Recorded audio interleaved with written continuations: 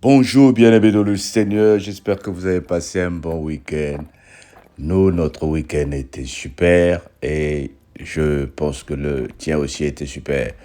J'espère que tu as été à l'église, en famille, en mariage ou avec les activités. Nous, on a été bénis avec un mariage traditionnel de ma fille, belle grâce, que le Seigneur continue à la bénir. Et nous sommes dans la joie de servir notre Dieu. Nous commençons cette semaine avec la parole de Dieu qui se trouve dans Jérémie, chapitre 47. La parole de l'Éternel fut adressée à Jérémie le prophète sur les Philistins avant que Pharaon frappât Gaza. Ainsi parle l'Éternel. Voici les eaux se lèvent du septentrion. Elles sont comme un torrent qui déborde. Elles inondent le pays de ce qu'il contient.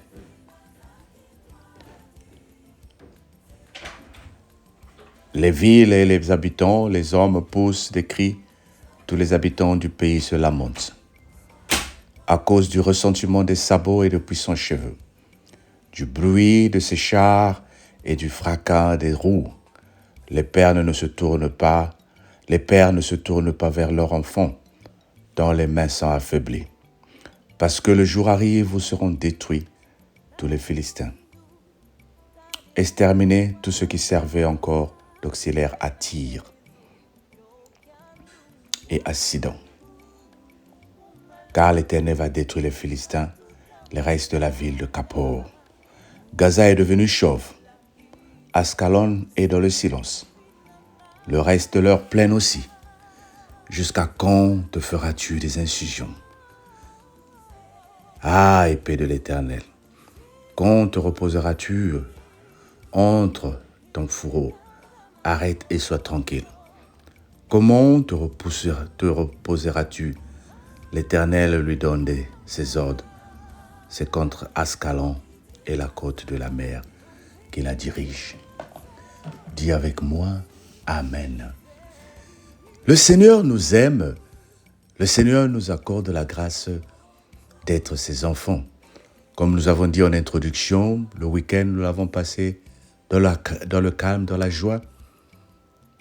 Et le Seigneur est en train de rassurer à une personne ici qu'il va sortir son épée pour détruire les Philistins. Même les pères ne pourront pas élever les mains pour secourir leurs enfants. Bien-aimés, pour ceux qui étaient avec nous le vendredi à la prière, nous avons prié par exemple pour la deuxième partie de l'année. Et nous sommes en train de rentrer dans la période où l'ennemi, par exemple, se prépare. Vous savez, en fin d'année, dans certaines coutumes, l'ennemi se prépare aussi pour attaquer, pour amener la mort, pour amener des problèmes qui vont faire pleurer en fin d'année. Mais le Seigneur envoie ce message pour te dire, l'heure arrive où il lève l'épée pour apporter la désolation dans le camp de l'ennemi. C'est qui l'ennemi? Qui moi j'appelle l'ennemi? Et c'est sur cette parole que j'aimerais m'arrêter ce matin pour t'expliquer qui est ton ennemi et comment pouvons-nous avoir des ennemis en tant qu'enfants de Dieu. D'abord, nous ne choisissons pas nos ennemis. Un enfant de Dieu ne peut pas dire que j'ai des ennemis. C'est l'ennemi qui décide de ne pas être aimé. Parce qu'il est jaloux de tes enfants. Parce qu'il est jaloux de ta maison. Parce qu'il est jaloux. Parce qu'il est contre toi. L'ennemi ne peut pas commencer à te dire que je ne suis pas, je suis ton ami. L'ennemi, c'est cette personne qui s'acharne à ta vie à cause d'une certaine grâce que tu as reçue de la part du Seigneur. À cause d'une certaine grâce que tu as reçue de la part du Seigneur. Alors je viens t'expliquer ce matin. Nous ne choisissons pas nos ennemis. Un chrétien, si tu as des ennemis, ça veut dire que tu as des problèmes. Laisse-les sans vouloir à ta vie. Laisse-les vouloir te faire du mal. Laisse-les vouloir t'éliminer. Laisse-les vouloir t'attaquer. Mais toi, tu dis, moi je vous aime. La Bible dit, de prier pour nos ennemis. La Bible nous demande de prier pour nos ennemis et de surtout les bénir. En tant qu'enfants de Dieu, nous n'avons aucun ennemi. En tant qu'enfants de Dieu, l'ennemi ne vient pas pour nous faire des problèmes. Mais l'ennemi, n'est pas un ami. C'est comme j'ai dit, c'est celui qui cherche à nous faire des problèmes. Mais je viens te rassurer. Ce voisin qui ne t'aime pas, cette famille qui ne t'aime pas, ceux qui veulent se mettre dans le camp de l'ennemi, le Seigneur est en train de dire, à cause de tes prières que tu fais tous les matins, à cause de l'adoration que tu lui apportes, il sort son épée pour les avertir, pour leur dire, ou vous arrêtez, ou je vais amener la désolation dans votre camp.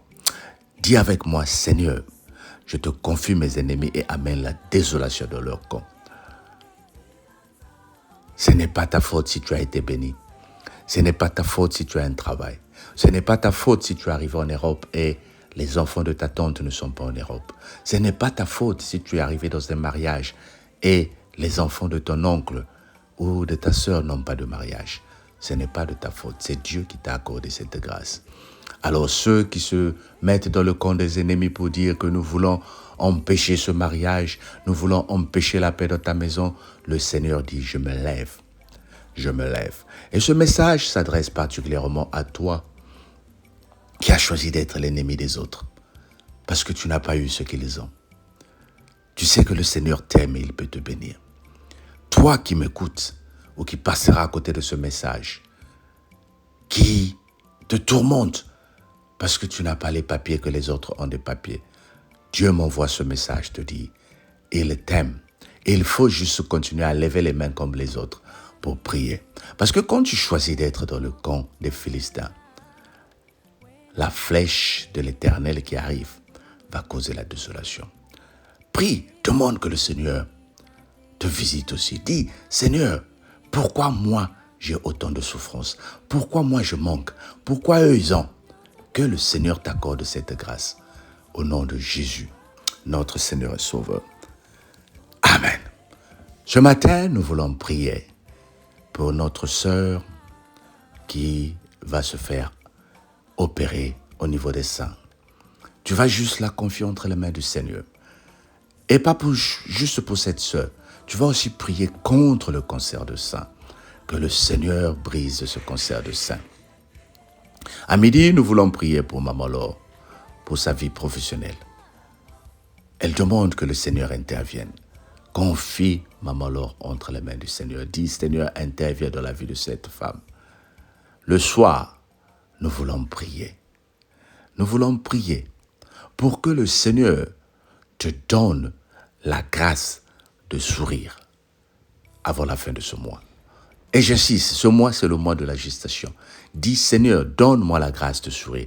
Il faut que quelque chose de spécial se produise dans ta vie pour que toi tu dises, c'est là le mois de la gestation. Alors, nous sommes en train de prier contre tout esprit de cancer, contre tout esprit de cancer, contre tout esprit de cancer de sein. Seigneur, nous te confions notre sœur qui va se faire opérer, que toi tu l'accompagnes, que toi tu l'accordes la grâce de dire, Dieu est bon. Seigneur, je me confie entre tes mains. Je donne mes enfants, je donne mes filles, je donne mes sœurs, je donne mes tantes entre tes mains, Seigneur, et que cet esprit de cancer disparaisse dans nos vies. Dans le nom de Jésus, notre Seigneur et Sauveur. Amen. N'oublie pas de prier. N'oublie pas de prier et de réécouter la parole. Continuons à prier les uns pour les autres. Dieu a besoin de tes prières. Au nom de Jésus. Amen.